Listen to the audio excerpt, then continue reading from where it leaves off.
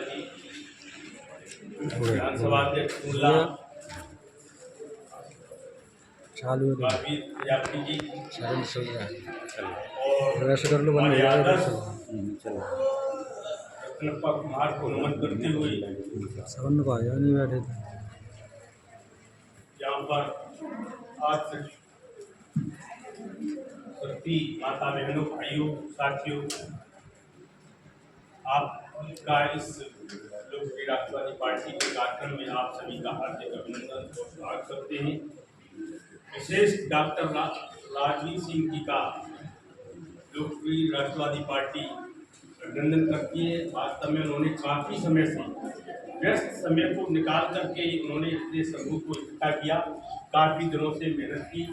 अभी दिल्ली से भी वो लौटे हैं कल ही, उनके पास समय न रहते हुए भी आपने इतना लोगों में खबर पहुंचाई, इसके लिए पार्टी आपको तहे दिल से हार्दिक धन्यवाद और वंदन करती है। साथियों, वैसे तो हमारे सारे वक्ताओं ने सब कुछ बता ही दिया, लेकिन कुछ चीज़ें बाकी हैं तो उसको मैं भी पूरा कर देता हूँ। साथियों, आज़ादी से 78 साल हो गए। 78 साल से हम और हमारे पूर्वज वोट देते चले आ रहे। वोट की शक्ति आपने अभी तक नहीं पहचानी। ये शक्ति हमको नहीं थी। इस शक्ति के लिए भी हमको संघर्ष करना पड़ा। इस शक्ति को प्राप्त करने के लिए हमारे महान पुरुषों ने लड़ाई लड़ी। हम और आप ये सोच रहे हैं कि वोट का अधिकार हमको वैसे ही मिल गया। इस अधिकार को प्राप्त करने के लिए इन मनवादियों से जान भी कुर्बानी करनी पड़ी। हमारे महान पुरुषों ने इसकी लड़ाई लड़ी, तब इस अधिकार को प्राप्त किया है। हम और आप ये सोच रहे कि तो हमको वैसे ही मिल गया ये अधिकार। जैसे आपका बच्चा, जब आपने मकान बना लिया, आपका बच्चा सोचेगा आप ये तो वैसे ही हमारे पापा जो है बना के दे गए, या संघर्ष नहीं किया उसके पिताजी ने, वैसे ही बना दिया मकान क्या? तो हर चीज को प्राप्त करने के लिए संघर्ष करना पड़ता है। बिना संघर्ष के कोई शक्ति हमको कोई चीज मिलने वाली नहीं है। जब तक हमारे समाज में संघर्ष खत्म हो जाएगा उस दिन हमारा पतन हो जाएगा साथियों। क्यों? हम दूसरे के सहारे आज तक हम बैठे रहे, हमको फलाने दे देगा, हमको ठिकाना दे देगा, लेकिन हम राजा महाराजाओं की संतान होने के बावजूद भी आज हम भिखारी बने बैठे हैं। बैठे हैं कि नहीं? बैठे हैं कि नहीं? ये आप सभी से पूछना चाह रहा हूं, आप कमजोर हैं कि नहीं? आप खाना भी खा रहे और पेट भी नहीं भर रहा है, आप पानी भी पी रहे और प्यास भी नहीं बुझ रही। इसका कारण क्या है? कहीं न कहीं हम कोई गलती कर रहे हैं, है कि नहीं? कहीं न कहीं कोई गलती कर रहे हैं। हमारे महान पुरुषों ने ये अधिकार दिया था कि ये अधिकार मैं आपको देता हूं, इससे आप अपने बच्चों को, आपको सारी चीजों से मुक्ति मिलेगी। आप धन से, मन से और परिवार से, रोजगार से, सब तरह से मजबूत हो जाएंगे। लेकिन उस अधिकार को आपने, उनके अधिकार को नहीं समझा, इसलिए हम लोग कमजोर हैं। और जो इस अधिकार को भली बात समझ गए वो मजबूत हुए कि नहीं हुए? वो मजबूत हुए कि नहीं हुए? हुए। नौकरी से मजबूत हुए, धंधे से मजबूत हुए, व्यापार से मजबूत हुए। वो कितने लोग हैं?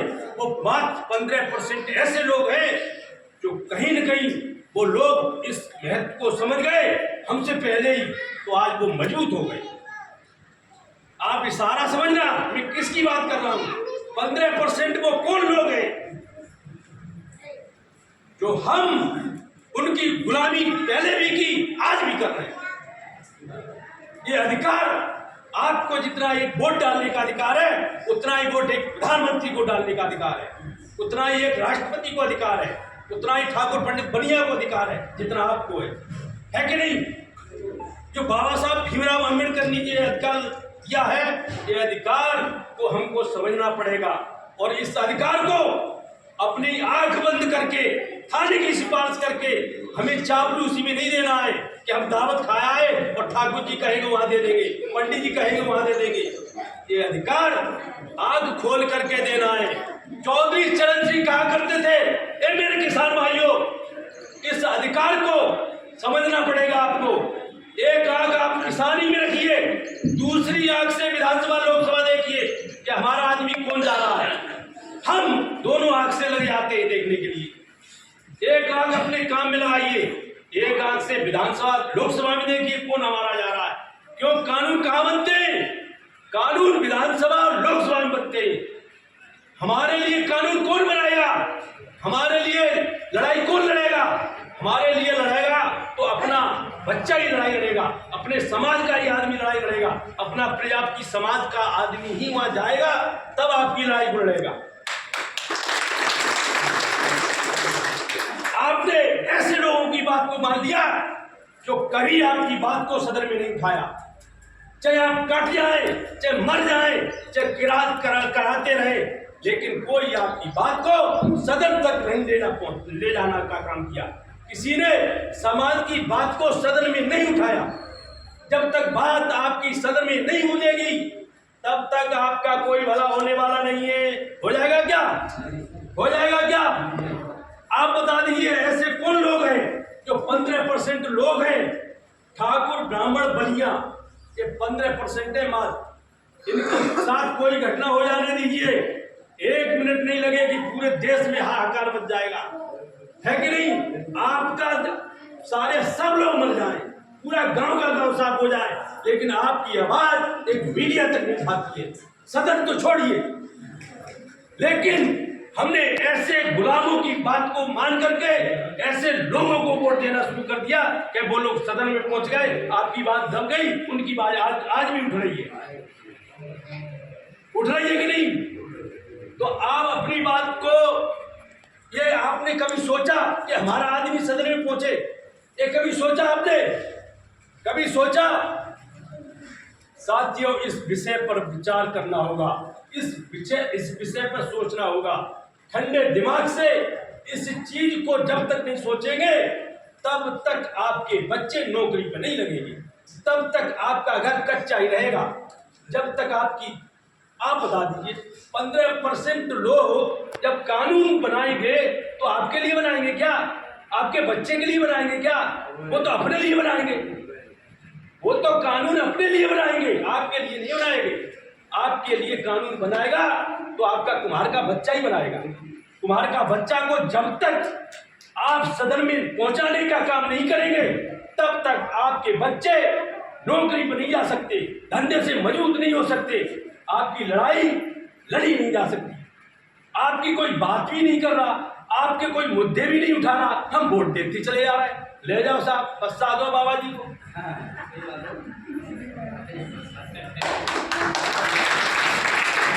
साथियों, इस चीज पर गंभीरता से सोचना होगा। 78 साल हो गए, हम गुमराह होते चले जा रहे हैं। और जो समाज संघर्ष नहीं करता, जो समाज संघर्ष नहीं करता, वो समाज हमेशा अत्याचार सहन करता है। जिंदा तो है लेकिन मरा हुआ है, उसमें जान नहीं, चल फिर रहा है लेकिन जान नहीं है, मरा हुआ है, मुर्दा है।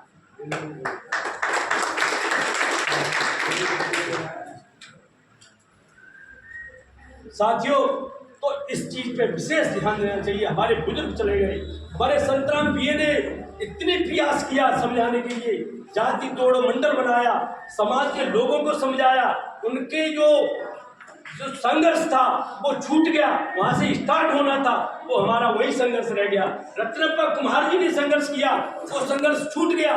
वो संघर्ष हमको लेकर के आगे ले जाना है। हम गांव-गांव जा रहे हैं, घर-घर जा रहे हैं, अपने लोगों को समझाने का काम कर रहे हैं। साथियों, अब लड़ाई लड़नी पड़ेगी। अब आजादी के लिए आप आजाद देश में तो रह रहे हैं, लेकिन आप सोचो कि हम आजाद हो गए। आजाद नहीं है, आजाद अभी भी नहीं है। क्यों? आपके जितने भी अधिकार हैं, कोई अधिकार आपको प्राप्त नहीं है। संविधान को दबाया जा रहा है, नौकरियां जो निकल रही है, ऐसे लोग, हम लोगों की जो जनसंख्या है साथियों, वो 54% है। कितनी है? जो बीसी है, पिछड़ा वर्ग है, उसकी जनसंख्या कितनी? 54%। और जो सामान्य है उसकी कितनी है? 15%। एससी की 21%। इसको जोड़िए तो ये 85% हो रहा है, सामान्य और एससी जोड़ करके 85 हो रहा है, और उनको बचा 15%। आज बता दीजिए 85% लोग सत्ता से बाहर हैं और 15% सत्ता में, वो उनकी सब जगह चल रही है 15% वालों की, लेकिन हम 85 होने के बावजूद भी हमारी कोई थानेदार नहीं मांग रहा, दरोगा नहीं मांग रहा। दरोगा किसकी सुनता है? एसओ की। एसओ किसकी सुनता है? एसपी की। एसपी किसकी सुनता है? डीएम की। डीएम किसकी सुनता है? कमिश्नर की। कमिश्नर किसकी सुनता है? जिसको आप वोट देते हैं, नेताजी की सुनता है। जिसको आप मंत्री होता है उसकी सुनता है कमिश्नर, और मंत्री जो बनता है वो किसके वोट से बनता है? किसके वोट से बनता है? आपके वोट से बनता है। आपके वोट से जो बना हुआ व्यक्ति होता है उसकी सारे लोग सुनते हैं, सारे लोग सुनते हैं। लेकिन हमारे जो सुनने वाले लोग हैं वो देखना होगा कि हमारी कौन सुनेगा। हमारी आज तक बात सुनी नहीं गई, तभी तो हम लोग आए अपना मिशन लेकर के। इस मिशन को जरूरत क्या थी हमको लोकप्रिय राष्ट्रवादी पार्टी बनाने की? हमने इस पार्टी को इसलिए गठन किया क्योंकि हमारे समाज वोट भी दे रहा है और अत्याचार भी सहन कर रहा है, तो दोनों चीज नहीं हो सकती। तो हम इसलिए आपसे आग्रह करने आए हैं कि इस अब जो गई सो गई, अब राख नहीं हो। तो हम जो वोट है अपना अब लोकप्रिय राष्ट्रवादी पार्टी के प्रत्याशी को ही। अब आजादी प्राप्त करने के लिए आपको खून बहाने की जरूरत नहीं है। अब हमारा लोकप्रिय राष्ट्रवादी पार्टी का जो प्रत्याशी होगा उसको अपना एक एक वोट दे करके उसको जिता करके विधानसभा भेजेंगे, तो आपकी वही आजादी, सच्ची आजादी है आपको। तो इस आजादी को प्राप्त करने के लिए हमारा यहाँ से प्रत्याशी भी आ रहा है। हमारा हर विधानसभा से प्रत्याशी आएगा, उस प्रत्याशी को अपना एक एक वोट डाल करके उस प्रत्याशी को विधानसभा में पहुंचाना होगा, तभी हम और आप मजबूत हो सकते हैं। क्योंकि हमारी बात जब तक विधानसभा में नहीं पहुंचेगी तब तक हम लोग कमजोर रहेंगे। आपको कोई भी लोग गुमराह करने में आएंगे, सपा वाले भी आएंगे, अपने ही लोग, वो अपने लिए वोट नहीं मांगते, वो अपने सपा के प्रत्याशी के लिए वोट मांगते। ऐसे ही बीएपी के नेता भी आएंगे अपने ही समाज के, वो कहेंगे भैया फलाने आदमी को देगा, अपने लिए नहीं मांगेंगे, अपनी पार्टी के लिए वोट मांगते, अपने लिए नहीं मांगते, अपनी पार्टी के लिए वोट मांगते। ऐसे लोगों को, ये लोग भोगने लोग हैं, ये नेता नहीं है। हमने इनको ही नेता मान लिया है, इसलिए हम लोग पीछे हो गए। भाई जिसको आप वोट देंगे वही तो मजबूत होगा। कभी प्रजापति समाज को वोट दिया है? कभी दिया है? कभी दिया है? कभी नहीं दिया है। हम क्या हुआ, हमारा वोट 4 वोट है, 4 वोट अलग अलग पार्टियों में चले जाएंगे तो गिनती कहाँ रही? कोई भी पार्टी आपको सम्मान नहीं देगी। सपा के पास जाएंगे तो सपा कहेगी हमको कहाँ मिला वो, बीएपी के पास जाओगे तो आपका मोनोपति आप, ऐसे ही सब जगह कहते रहेंगे आपको कहीं कोई वैल्यू नहीं। आपने देखा होगा सारे लोग किसान हैं, यहाँ किसान है, खेती करते हैं, भली बात। आपने देखा होगा जब बैल होता है, एक बैल जो सलाल हो गए तो सला हुआ बैल काम में आता है, उसको समय से दाना भी मिलता है, भूसा भी मिलता है, सब कुछ समय से मिलता है। लेकिन बिना समय का जो बिना सला हुआ बैल होता है उसका जो है आप जानते ही हो, उसकी कोई वैल्यू नहीं। उसको तो कोई दाने की पूछता है, चारे की पूछता, कोई पूछता है। तो हमारी स्थिति क्या थी, बिना सले हुए की बैल की तरह थी, तो कोई कहीं वैल्यू नहीं, जहाँ जाओगे वहाँ लटकाओगे। तो मैं चाहता हूं अब लोकप्रिय राष्ट्रवादी पार्टी आपको सराहने का काम कर रही है। आपको माला एक धागा में आइए, एक प्लेटफार्म पे आइए, उनके अनुसार चलिए आप, तब आपकी वैल्यू बढ़ेगी। जैसे सपा में जाटव समाज की वैल्यू बढ़ी, वो सपा में यादव समाज की वैल्यू बढ़ी, और बसपा में जाटव समाज की वैल्यू बढ़ी, ऐसे ही आपकी भी वैल्यू बढ़ जाएगी। जब आप सही जाएंगे, एक पार्टी का गुणगान बात करना लगेंगे, तो आपकी ऑटोमेटिक आवाज बुलंद होती चली जाएगी। तो साथियों, आज हम देख रहे हैं हर पार्टी अपने अपने प्रत्याशी उतार रही है। कैसे हमारी पार्टी उतारेगी? जब हमारा संख्या निकल के आएगी, अभी तो वो कह देते अरे तुम्हारी विधानसभा में 500 वोट है, हम क्या दे तुम्हें? आप लोगों को पता नहीं कितने वोट हैं। हम जान रहे हैं, घर घर जा रहे हैं, तो हमको मालूम है कितने, 10,000 है, 20,000 है। जब हमारा वोट हर विधानसभा में 20 से 30,000 है, कहीं कहीं तो 50,000 60,000 है। अब बताइए 60,000 जब वोट पड़ेगा तो हम जीतेंगे कि हारेंगे? जीत नहीं सकते तो जीतने वाले को हरा के वोट देंगे। हराने वाले की भी वैल्यू होती है। एक बार अगर हरा देंगे तो वो आदमी 5 साल नहीं भूलेगा कि मुझे हराया किसने, मुझे डॉक्टर राजवीर की वजह से मैं हार गया। अगर ये जो बंदा मुझे वोट दिलवा देता तो मैं जीत जाता, मैं हारता नहीं, इनकी वजह से हार गया। तो अगली बार जब आएगा 5 साल तक भूलेगा नहीं डॉक्टर साहब को, 5 साल तक याद रखेगा। तो साथियों, हम अपने नेता को मानना स्टार्ट करें। जब तक आप अपने नेता को नहीं मानेंगे तब तक आपकी वैल्यू नहीं मिलेगी। तो बिना मुखिया के कोई घर परिवार नहीं चलता। पहले भी हम लोग जब एक आदमी जो है मोटा ताजा जो है रखवाली करने के लिए रखते थे तो पहले भी तो वो सुरक्षा करता था, लेकिन आज नेता सुरक्षा कर रहा है। आज बिना नेता के कुछ नहीं हो रहा। तो साथियों, अब समय भी अधिक हो गया है। अब मैं आप लोगों से यही आग्रह करूंगा कि अपनी लोकप्रिय राष्ट्रवादी पार्टी की घर घर चर्चा करनी है। जब तक आप चर्चा नहीं करेंगे, एक गांव-गांव, घर-घर, हर बिरादरी में आपको चर्चा करनी है और इस एक वोट को जब समय आए तब एक वोट अपनी पार्टी को देना होगा। तभी आप और हम मजबूत होंगे। और ये पार्टी एक समाज की नहीं है, ये सत्ता समाज जो राजनीति से वंचित है, जिसको हक अधिकार नहीं मिल रहा है, सारे समाज की ये पार्टी है। हम सबकी बात करेंगे।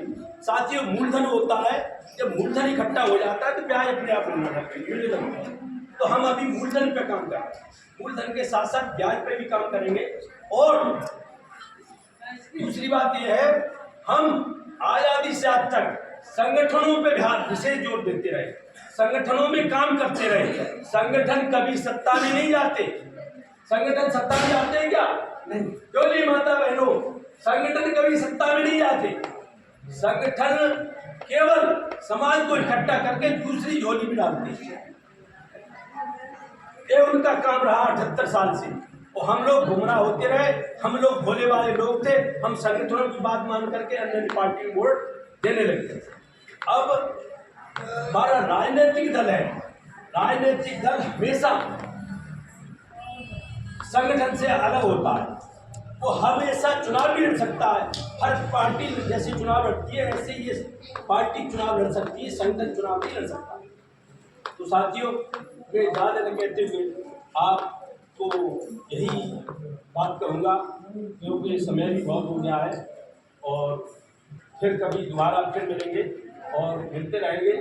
और जो भी पार्टी की सदस्यता लेना चाहें, जो भी कार्यकर्ता बनना चाहें, इस पार्टी के मुहिम को आगे बढ़ाने की उत्सुकता हो, तो वो अपना हमारे जिलाध्यक्ष से मिल सकते हैं और अपने क्षेत्र में पार्टी को मिशन को आगे बढ़ा सकते हैं और उसको लेकर के पार्टी की पताका को आगे बढ़ा सकते हैं। साथियों, रावी की रवानी बदलेगी, सतलज का मुहाना बदलेगा। अगर जोश में तेरे होश रहा तो सारा फसाना बदलेगा। कुछ तुम बदलो, कुछ हम बदले, तब ये जमाना बदलेगा। धन्यवाद। जय हिंद, जय हिंद। बहुत बहुत धन्यवाद।